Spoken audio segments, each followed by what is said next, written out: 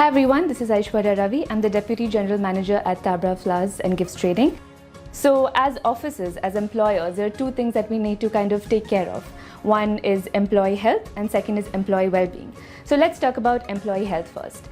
Now, there was a report that came back way earlier in the 1980s by the NASA, which says or which establishes the concept of indoor air pollution or sick buildings.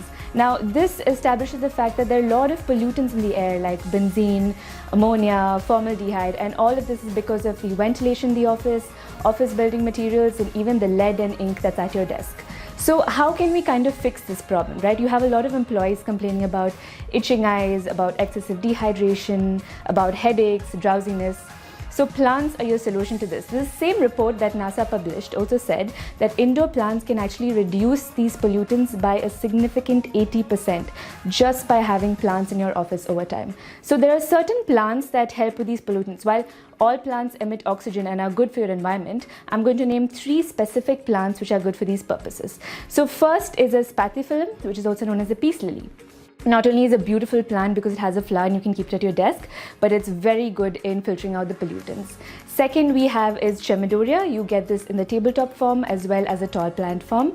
And the third we have is Dracaena. So the Dracaena family has a couple of plants. It has Dracaena marginata, it has Dracaena lemon lime. So you can keep any of this and it's very beneficial for the environment. So that's employee health. Now let's talk about employee well-being. So just imagine yourself in a garden or in a forest or just around some plants. How do you feel? You feel at peace, there's a sense of tranquility, you're calm. So this is the kind of effect you want to reproduce in your office, right? But it's practically impossible to have a forest in your office space. So what you can do is just keep a few plants.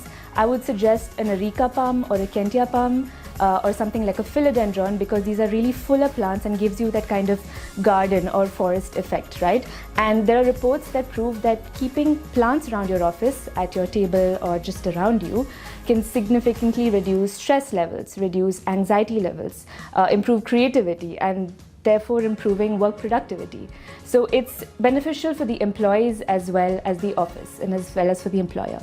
So these are the 2 important things. And thirdly, most importantly, the plants are doing all this for you while breathing life into the space and making it look better, right? So why not? So these are a couple of reasons why you should really look into incorporating some greens into your office. Thank you.